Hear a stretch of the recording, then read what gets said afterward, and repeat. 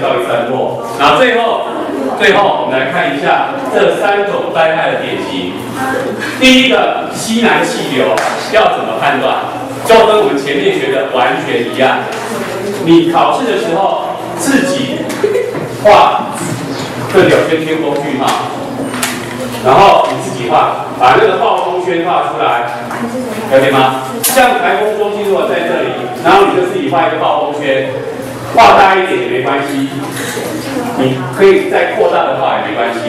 以台风中心暴风圈在这里，老师画的这个就是它会引发的环流的位置，就像你这边一直搅，旁边也会受到影响啊。所以如果你画成这个结果，你就会发现这时候的气流方向是有机会引进西向风，甚至西南风的。那什么样的情况之下有机会引发西风甚至西南风呢？台风中心在哪里？在台湾北部或西北部海域都有可能。所以老师现在画的这2个区域都是台风中心所在的位置，有机会引发西南气流的位置。当然还要搭配它的季节会更好。所以讲义是帮我们写的，有没有讲义？有讲义的翻到138页。讲义有帮我们挂号注明夏台、秋台容易有这种现象。夏台，因为夏天的时候，热带海面水温高，水汽丰沛。如果搭配这边有比较潮湿的空气，那就会被引进来，这样就会明显产生强烈的西南气流，造成中南部地区容易发生严重的豪雨成灾的现象。这个可以了解吗？因为西南风过来的时候，中央山脉的位置来讲，以台湾来讲，中央山脉的位置。西南风吹进来，容易造成风雨的，比较明显会在哪里？中部跟南部，尤其山区特别容易发生。所以像这个学测过去也曾经考过类似的考题。那你的基本概念就是，这个西南风必须由台风所引起，台风的位置应该在北部或西北部的海面。第二个，你要了解要有适当的水汽够丰沛的西南风被它引进来，要是不够丰沛，那也会有造成明显降雨。所以你会发现，台风本身的降雨，除了本身的结构，有时候它会考虑到什么？以台湾来讲，还会考虑到气流跟迎风面、背风面的关联性。那当然，豪雨是在迎风面来看的好，这是有关于西南气流可能造成的灾情以及它的原理。再来，我们看另外一种情况。这个情况在夏天容易发生吗？不容易，因为所谓的共犯，严格来说是台风引进的东向气流跟东北风的东向风2个合并。来，我们来看一下这张图形。在这张图形当中，如果现在台风中心在台湾东部或东北部都可以台风的位置我们刚刚讲过，是大部分从东边过来。它过来的过程当中，有从东边来的，或像这样子北上的，是不是经过台湾东部海面？那它有机会产生什么效应？这个图有点小，放大一点。假设台湾在这里，台风中心在我们东边、东南边、东北边、东侧一点、靠近一点都一样你就这样画，你就画一个圈圈没画完。这个圈圈这一侧是不是说带进东北风？这是台风的外围环流或本身的环流都可以。另外，这个季节如果在什么季节？看这个日期是在10月，所以属于秋冬季节都可以。秋天当然比较明显。如果这是秋天，本来这边就是什么风？东北风。假设北方刚好有一个大陆高压来了，是有另外又有一个带进的东北风，所以东北风会增强换句话说，台风外围环流的东北风，加上本来这里的东北风、东北季风或东北风季风增强，那2个或3个东北风合在一起叫什么？很强的东北风。然后它本身又有丰沛的水汽，不管是从这个地方带来海面的，还是台风本身夹带的，水汽比较丰沛，就容易造成降雨。问题来了，请问你会全台湾都因为共犯效应而降雨吗？不会。如果它没有笼罩我们，只是发生共犯效应，那哪里容易下雨？东北部还是西南部？东北部。所以每次如果有这种共犯效应，首当其冲就是宜兰，因为它3面都是山有一面是草海，所以它容易产生所谓的这种东北风进来的地形雨的效应。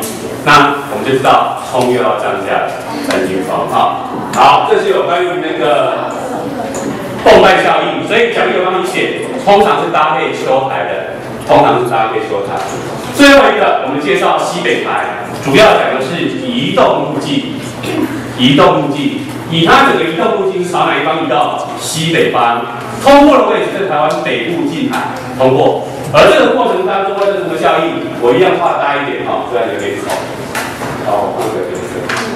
好，我一样把它画大一点，我把这个图放大来看哈。你们手上有跟到吗？啊，如果现在台湾在这里。然后台风是走西北台路线，标准的就是通过台湾北部近海，没有登陆。其实我们更怕没登陆的，登陆有什么缺点？被它登陆了会很惨，对不对？但是有什么好处？台风会被破坏，势力会减弱。最怕这种没有登陆又在北部近海通过，陆地对它没影响，它的风雨结构会比较强。这个其实这是最可怕的。来，我们看哦，如果台风在 A， 就过头了 A。在 B 在 C 分别会发生什么事情？比如说这边7月31号，把它叫 A， 对吧？到我们台湾北部，我把它叫做 B， 然后还没进入中国大陆，在台湾海峡北部这边，我把它叫做 C， 好，它最后才会进入中国大陆嘛，好。那请问你这3边的位置分别发生什么事？用前面学的知识来讲。如果现在在 A， 台风笼罩了吗？还没有，可是已经开始引发东北风。就算没有风干效应本身的外围环流，也可能会对台湾东北部，尤其宜兰，造成迎风面的降雨。所以东北部虽然还很远，还没有笼罩，也开始已经出现下雨。那万一西北台来的时间不是这个，这个有风干效应？通常没有，因为时间点是在夏天。如果它是9月、10月的，那可能还会有风干效应。那宜兰的雨势都是更明显的。好，等台风中心到达 B 的位置，各位可以想象，应该是风雨最大的吧？就算台风小一点，可以吗？那北部应该也是首当其冲嘛，而且它又没有登陆，是不是势力可以保持比较完整，结构比较完整？还有一个，请看这里，如果我们把这个图画稍微小一点点，只看台湾北部的影响，如果人家考出你北部怎么办？对不对？你就用台风中心做中心，然后把这个圈圈圈在这里就好了。好，逆时钟旋转，再画我们前面那些招式，画出来的结果，台湾在这段期间会是什么风？北部是不是吹西北风？那我们台北盆地本来4周的山是不是可以帮我们挡风？可是我们台北盆地有没有缺口？有，就在西北方在这河口，所以这种风就从这个河口灌进来，会造成以下效应。第一个，所以课本会强调它西北台，就是一方面陆地朝西北，对不对？另外一个，它会带进西北风而得名。西北风灌进来，第一个就是峡谷效应。你们有没有在2栋大楼之间走过的经验？风特别强，那会造成风力增强，常常路树就会被连根拔起。第二个是它会让淡水河的河水不容易宣泄。我们刚刚讲过了嘛，台风在这里，这附近的海面是会暴涨，再加上风又是从海面垂直往陆地吹，所以很容易海水倒灌。就算没有倒灌，河水是不容易宣泄。那又下大雨，那个水就怎么办？就灌满了河流。有学过洪水吧？当它超过堤防，是不是就泛滥出来了？那当然泛滥承载可能就更高，所以它会有风灾跟明显的雨灾、水灾。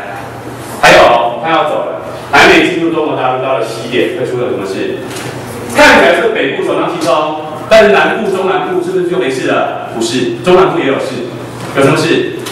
它在进入台湾海峡，还没进入中国大陆的期间，是暴风圈在这里，它还会有机会引什么西南气流，所以它是每一种灾害类型都有可能出现。当然不会同时有东南边有西南气流，多半如果是在夏天的时候，它是这样走，还是有机会引进西南气流，因为它会进入到我们西北部海域。